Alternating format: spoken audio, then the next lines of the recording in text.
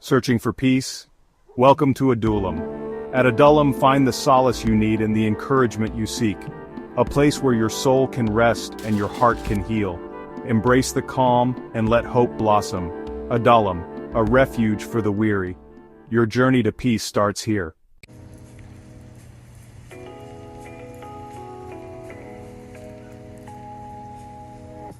Honoring God's wishes.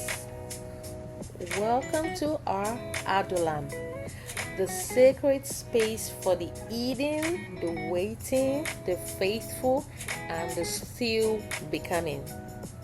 Here, we listen for God in the silence and trust Him even when the way doesn't make sense.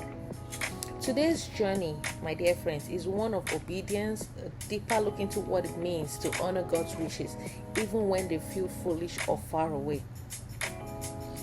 Let's be honest, sometimes what God asks us to do doesn't make any earthly sense. He asks us to forgive the one who wounded us perfectly, to walk away from an opportunity that seems perfect, to speak when we'd rather stay silent, or stay silent when we are burning to speak. He asks us to wait, to build, to move, to let go, and often it feels backwards. But my dear friend, that's the truth about God's ways.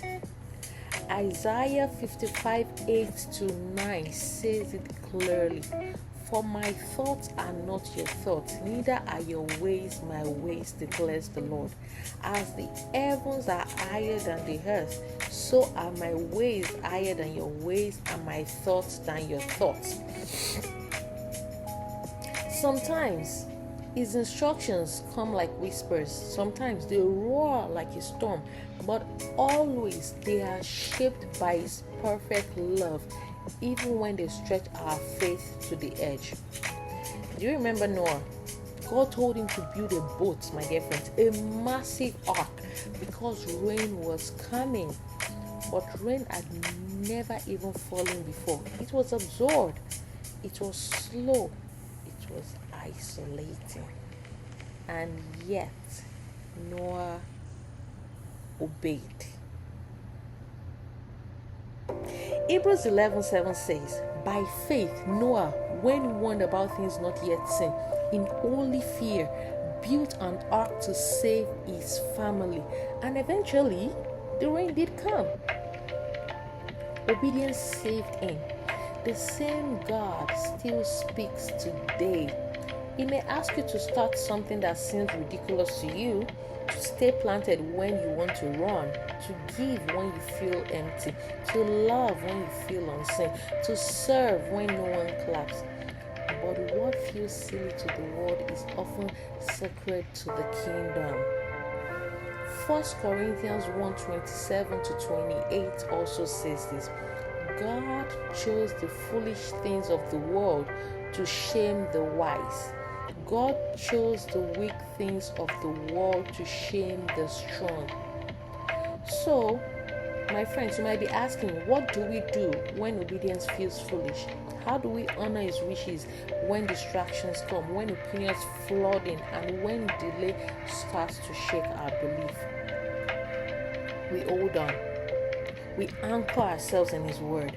We remind our hearts that God is not just trying to get something from us, He's trying to do something in us. Galatians 6:9 encourages us. Let us not grow weary in doing good, for at the proper time we will reap a harvest if we do not give up. And that's the part we forget sometimes. Obedience doesn't always come with immediate fruit. Sometimes it's dry seasons.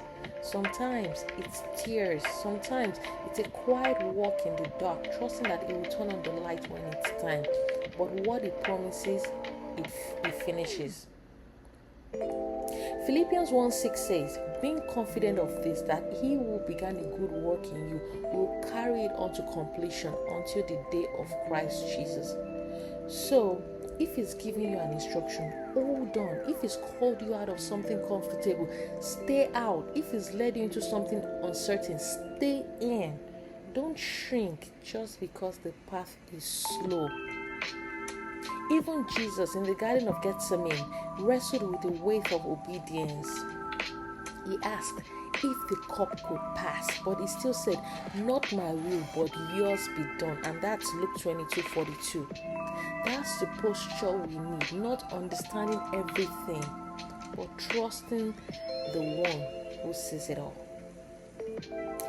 My dear friends, I hope you've learned something today. I hope this touches someone. I hope you share this with your friends. I hope it resonates with you once again. This is our Adullam, where eating seasons become holy ground. If God has asked you to do something that doesn't make sense, obey anyway.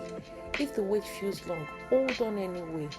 If your faith feels foolish, trust anyway, because in the end, what seems like silence is often God shaping the miracle. And when it comes, you will look back and say, "It was all for my good."